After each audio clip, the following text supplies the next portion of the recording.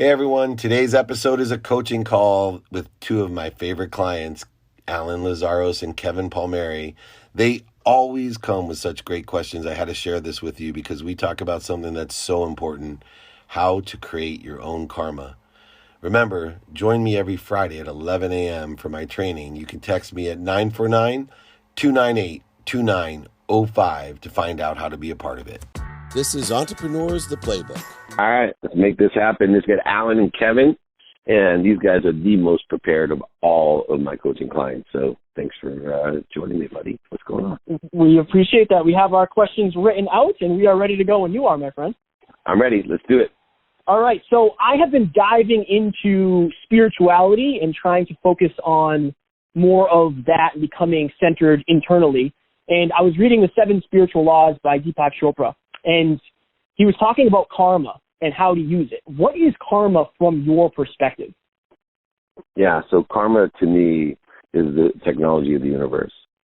It's unconditional giving of the flow. So if you think of karma in the respect that my job is to clear the connection or the interference between the most powerful source of light, lessons, and love that exists, allow it to come through me with appreciation, meaning I'm going to add the value that my quantum memory, subconscious, and conscious mind have. I'm going to add value, make it even stronger, and then allow it to come through me for as many people and try to clear that connection as well, meaning when we're clearing the connection of the throughput, it's the power of the signal, the spectrum of the signal, and the clarity of the message, right? So everything that I say is not going to resonate with everyone, is not going to be heard the way that I said it, and it's not going to even be in the awareness of most people. If we're saying it online, it's 4.2 billion people. How many of those people really even are aware that it exists? So to me, karma is what throughput am I having, and that then allows me to receive more and more and more. People mistake that for trading, right? They'll say karma is you get what you give. You do, right? Because of this connectedness, this unification and oneness that we have, that I'm receiving, and I can only receive what I have room for and that I can appreciate. And if I don't allow it to come through me for others, then I'm not going to have room for more. And we can perceive this as a trade, but it's not. It's really making room for what you want and allowing you to appreciate it and give it to others. Is that based on, so you said you might put something up like for social media as an example, and people might not understand it. Is it based off of the intention that you're trying to accomplish versus the actual action? No, because other people, they're going to interpret it with their perception, right? So, I'll tell you that like Gary Vee fans and, Dave Portnoy fans are already predisposed with a lens that they see things in a certain way. They carry, defensive energy.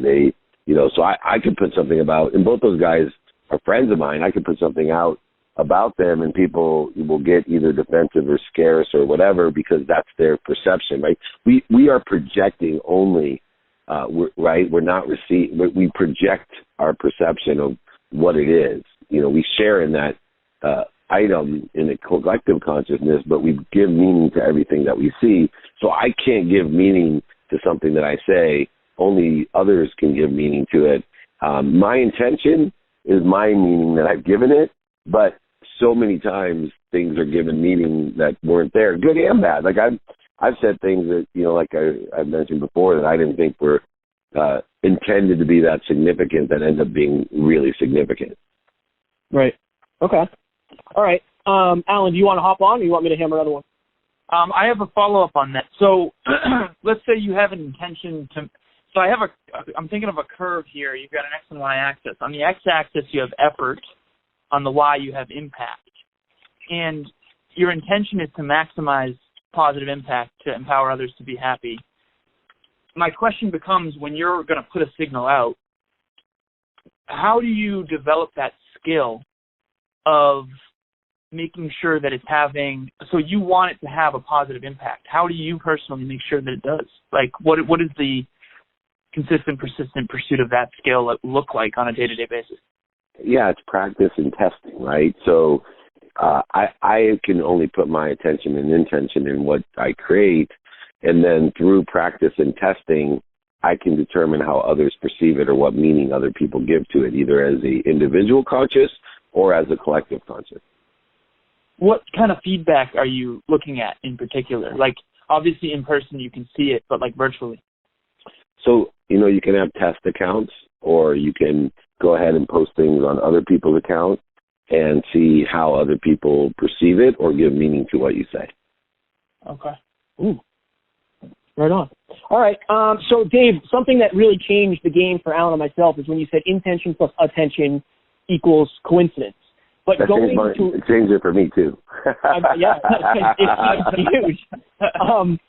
So another thing that you always say is make sure that you separate yourself from the outcome. So what happens, should it be more like intention plus attention minus attachment equals coincidence? What happens if you stay attached to the outcome? Okay. So, no, I would never put the negative in there. So that's true. You're confusing two philosophies together. So, yes, attention plus intention equals the coincidences you want. But, the philosophy of don't attach your emotions or your happiness to the coincidence, right? That's a separate philosophy that you don't need to incorporate into the thing. So, I could say attention plus intention equals the coincidence that we want. Here are three other philosophies that apply to those coincidences. One, don't attach your emotions to those outcomes. Two, don't put a time limit on the coincidence. Three, don't put a quantity limit. Or four, don't put any man-made construct onto the outcome or the coincidence. Right. Okay, that makes sense. You said no time limit, no amount limit. And then number 4 was no man-made construct. What's an example of one that's not time or time, space, emotion are all man-made constructs. So I was just summarizing all of the details that I previously had given. Okay. So I had a couple questions that I wanted to ask you. One of them was, so right now, I think optimism is super important. I'm very optimistic for the future. Kevin still is as well. Obviously, there's challenges going on in the world right now that we are all being affected by. Kevin and I are curious from your perspective, because your ability to anticipate what the future will hold, while no one knows, is probably far higher than ours, because you've got more knowledge, more experience, more years on this earth, and a higher sense of awareness. So what do you believe the future will look like in terms of people like Kevin and myself trying to help a lot of people, and where do you think we should be putting our time and effort now to put ourselves in a position? Like, do you think, what do you believe people... Yeah, I got it. It's easy. Yeah, let me just get you real quick. So before this uncertain times, during this uncertain times, and after these uncertain times, your focus should be on creating quality content to consistently capture, modify, amplify, and perpetuate. That's it. And sometimes it'll be more expensive, sometimes it'll be less expensive, sometimes there'll be more people available, sometimes there'll be less people available. But if you stay and enjoy the consistent, persistent pursuit of that potential, and you subscribe to the non-constructive, man-made concepts of 2 ambassadors at a time, and realize how young you are and how much experience and that you have in front of you, that, my 20-year plan of having 2 million ambassadors, getting you 2 million ambassadors a year, may or may not be accelerated by the uncertain times that we're in, or the uncertain times that are always in the future. Remember, the future is always uncertain. That's why it creates anxiety, The past, it creates regret. That's why forgiveness is so important. That's the corrosion or interference that the past creates. Guilt, regret, and those voids, shortages, and obstacles. But the future always provides uncertainty, which always creates anxiety. Depending upon how much you're practicing ending fear, determines how much anxiety that occurs. The only difference is that when the future changes so quickly, we call the present uncertain times, but it's not. It's just that the man-made construct of time in our perception is creating because of the changes that occur so frequently. They call this uncertain times. The future is always uncertain. It's just more prevalent or apparent when things happen faster. Interesting. Okay. What do you believe people need more of right now that, I guess, have any of your daily actions, Kevin and I were wondering this, have any of your daily actions shifted due to what's happening in the world right now, or are you still, steadfast in the same pursuit of your potential and impact? I'm still steadfast in what I do. I am creating quality content. I'm capturing it. I'm modifying it, amplifying it, and perpetuating it the best that I can in order to impact ambassadorship, to impact more people to be happy. It's just more relevant today because of the speeding up of uncertain times and speeding up of history. Very, very valuable. Thank you, Dave. We need that. Kev, do you want to ask your next one? Yes. So, Dave, I think when we first started talking to you, I didn't understand a lot of the concepts that you were talking about because I didn't know much about the internal mind space, and I didn't do anything about meditation, anything about spirituality. When you say allow that into your life, allow that to happen, are you just saying make sure you keep the connections clear, or is there something else to that I'm missing?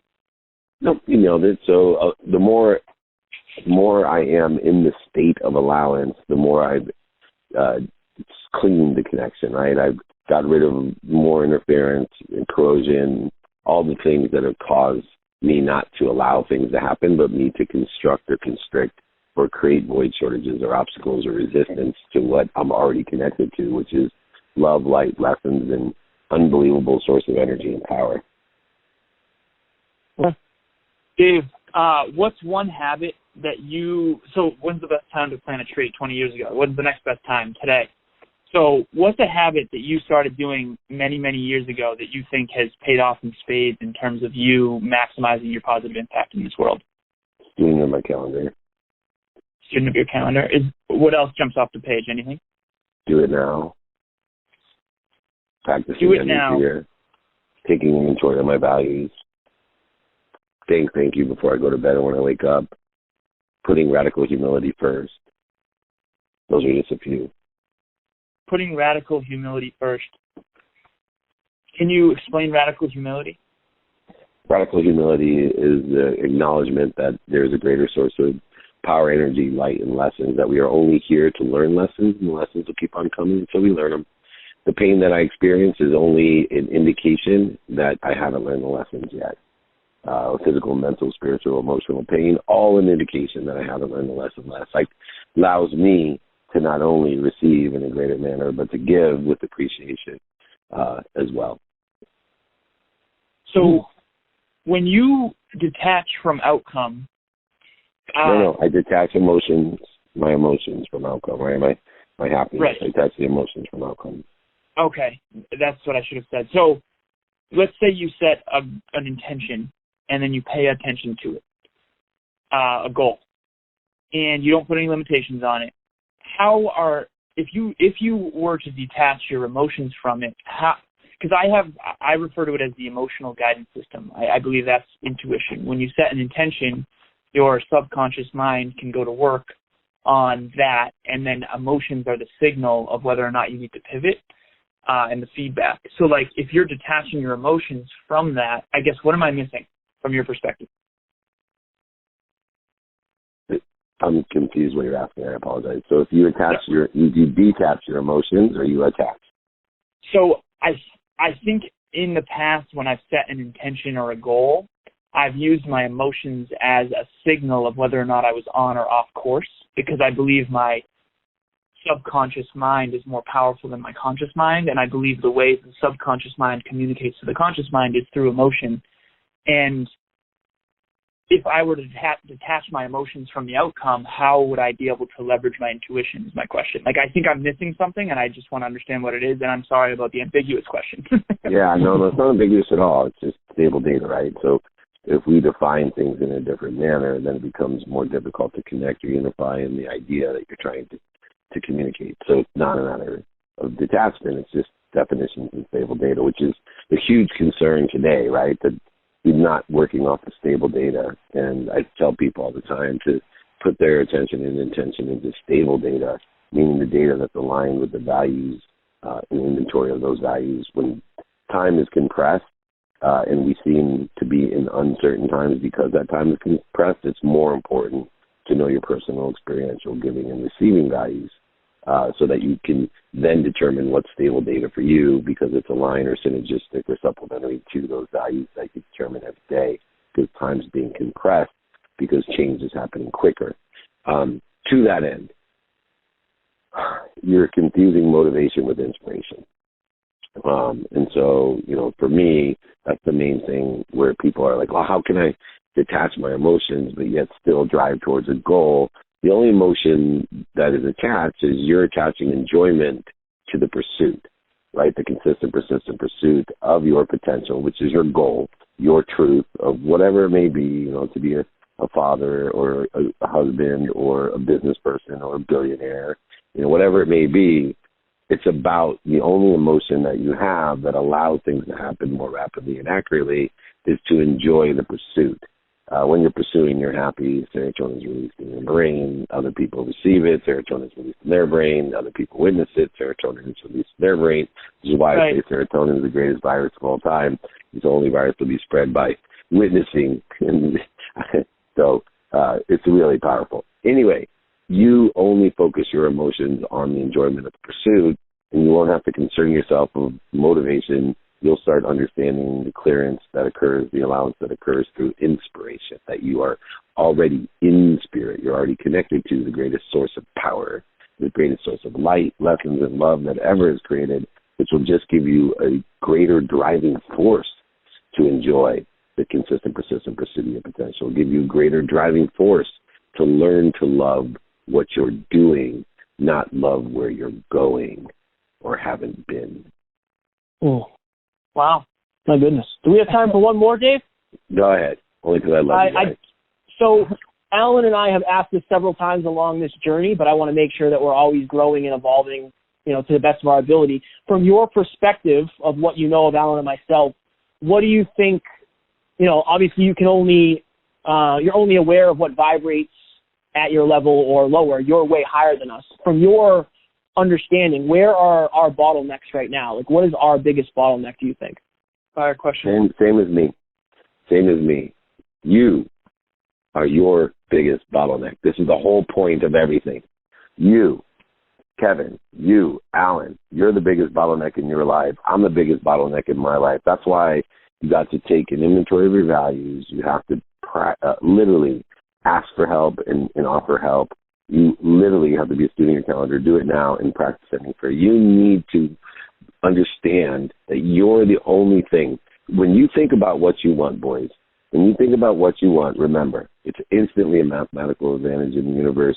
We started with karma, we'll end with karma. You have created a mathematical universal possibility. A possibility beats nothingness.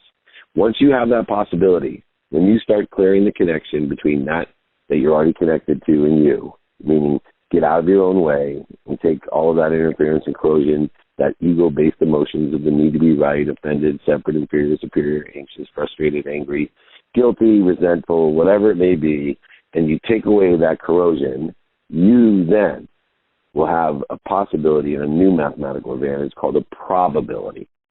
When you transfer the possibility to a probability, you now are prepared to transcode that higher vibrating inspiration, right? You have now sucked in the source right there. Now you have to allow it to come through you, which means you're the only thing in your own way. You got to allow it to come through you with appreciation. And I say an appreciation is that Meltzer kaleidoscope, the lens of productivity, accessibility, and gratitude. You allow it to come through you. And as you transmit it to others, right, through discipline, strategy, taking it from the subconscious to the conscious mind, from the collective beliefs, the source of everything and unification and oneness, into individual action. When you take it from that discipline and strategy and awareness down into a materialized state, right? That is only you in the way of taking your probability and making it your reality. Your reality is your perspective. So take every possibility of what Clear the connection between that which inspires you and make it your probability. Then use discipline, strategy, and awareness to materialize it by getting out of your own way, allowing these things to happen in the enjoyment of the consistent, persistent pursuit of your potential to materialize it into a perspective or your reality. That's why you guys, right? Alan, you're in your own way. Kevin, you're in your own way. And the guy who's hypocritically yours over here is in my own way. So that's the journey and pursuit that I'm on. That possibility of probability to perspective is truly the potential journey, right? When we can take things from the ethereal, from the inspiration into a materialized state, that now was your potential. And the better you get out of the own way, the higher your potential is. Your higher self is apparent in a materialized world. Oh, goodness. So fired, Dave. This was the best call yet. Yeah. Best call yet, Dave.